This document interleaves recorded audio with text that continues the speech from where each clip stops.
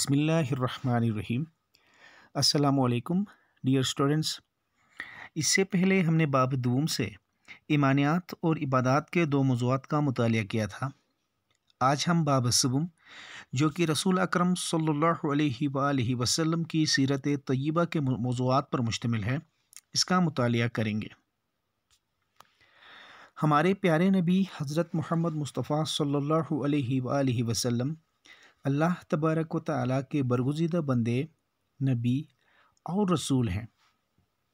آپ صلی اللہ علیہ وآلہ وسلم کی زندگی ایک کامل انسان کی زندگی ہے، جو ہمارے لیے زندگی گزارنے کا ایک بہترین نمونہ ہے۔ اللہ تبارک و تعالیٰ نے قرآن پاک میں ارشاد فرمایا ہے، لَقَدْ كَانَ لَكُمْ فِي رَسُولِ اللَّهِ أُسْوَةٌ حَسَنَةٌ، تمہارے لیے رسول اللہ کی زندگی میں بہترین نمونہ ہے۔ یعنی دنیا میں اگر تم کامیاب زندگی گزارنا چاہتے ہو، جس سے تمہاری دنیا بھی آباد رہے اور آخرت کی کامیابی کی ضمانت بھی ملے، تو اپنے پیارے نبی رسول اکرم صلی اللہ علیہ وآلہ وسلم کے نقش قدم پر چلنے اور اس کے اسوہ حسنہ کو اپنانے کی کوشش کرو۔ رسول اکرم صلی اللہ علیہ وآلہ وسلم کے اسی اسوہ حسنہ کی چند مثالیں موضوعات کی شکل میں پیش کریں گے، جن میں سے خلق عظیم کے بارے میں آج پڑھیں گے۔ لفظ خلق اخلاق کی جمع ہے اور عظیم کے معنی ہے اعلیٰ، تو خلق عظیم کا مطلب ہے اعلیٰ اخلاق یا اعلیٰ اخلاقیات ہم کہہ سکتے ہیں۔ دعوت دینے والے کے لیے ضروری ہے کہ وہ بلند اخلاق اور رحیم و شفیق ہو۔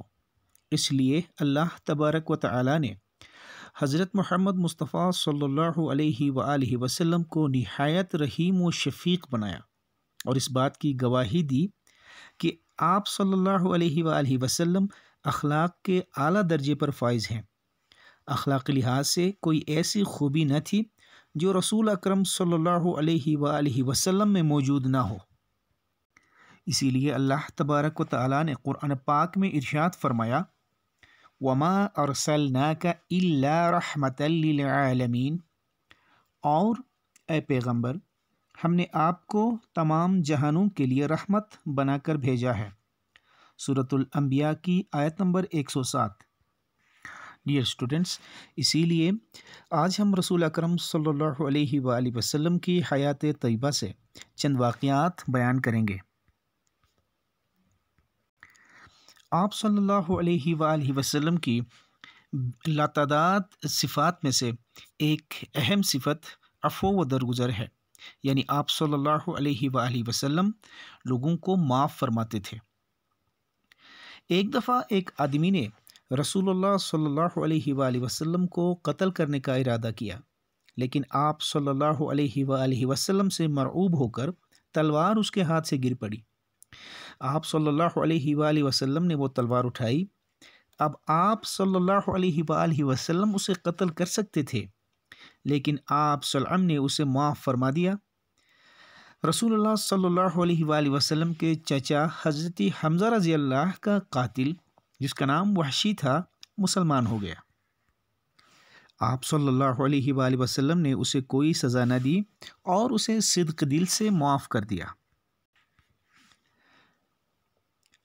لوگوں کے ساتھ رسول اکرم صلی اللہ علیہ وآلہ وسلم کی نرمی، سخاوت، ایمانداری اور حسن سلوک کا ذکر اللہ تبارک و تعالیٰ نے قرآن پاک میں ان الفاظ میں کیا ہے، فَبِمَا رَحْمَةٍ مِّنَ اللَّهِ لِنْتَ لَهُمْ وَلَوْ كُنْتَ فَظًّا غَلِيظَ الْقَلْبِ لَانفَضُّوا مِنْ حَوْلِكَ، پھر اللہ کی رحمت کے سبب سے تو ان کے لیے نرم ہو گیا، اور اگر تو تندخو ہوتا اور سخت دل ہوتا تو البتہ تیرے گرد سے بھاگ جاتے۔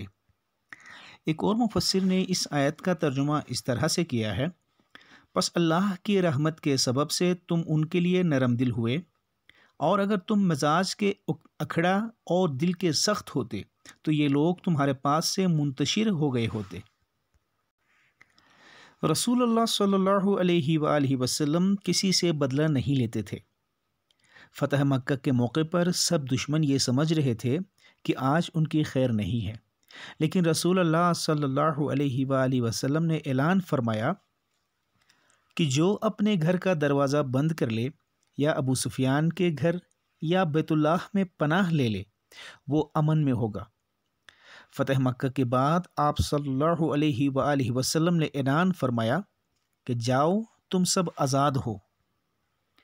رسول اللہ صلی اللہ علیہ وآلہ وسلم کی رحمت و شفقت انسانوں تک ہی محدود نہ تھی، بلکہ آپ صلی اللہ علیہ وآلہ وسلم جانوروں کے ساتھ بھی رحمت و شفقت کا معاملہ فرماتے۔